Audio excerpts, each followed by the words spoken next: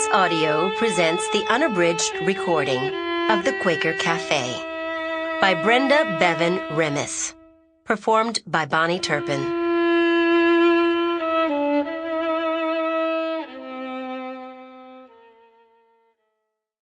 For Nicholas and Evan, you are my song. Chapter 1, 1992. Where you decided to bury a body in the South is not a matter to take lightly, and certainly not a decision to make without adequate sleep or caffeine.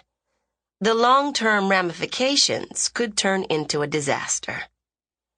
Unlike any other place Liz Hoole had ever been, Cedar Branch folks liked to keep Mom and Dad close to home, usually in the front or backyard.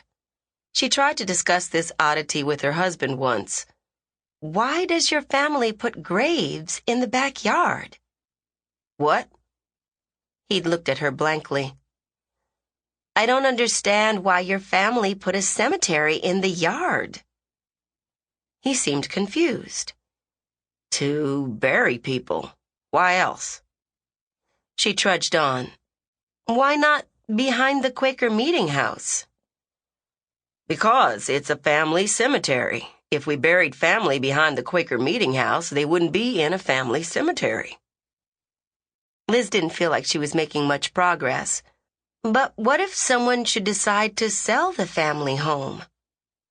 Her husband, Liz Hoole, a birthright Quaker who'd left his hometown only long enough to get a degree, seemed resigned.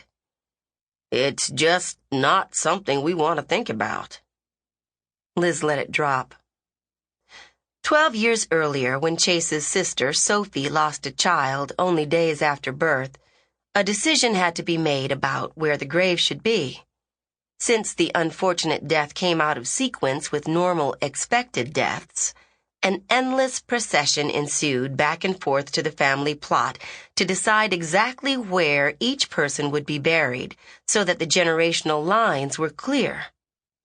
Remembering that emotional task, Liz did not want to embark on anything similar with her best friend, Maggie Kendall. Maggie had to bury her father, the prominent Judge Corbett Kendall. She was not prepared and obviously shaken.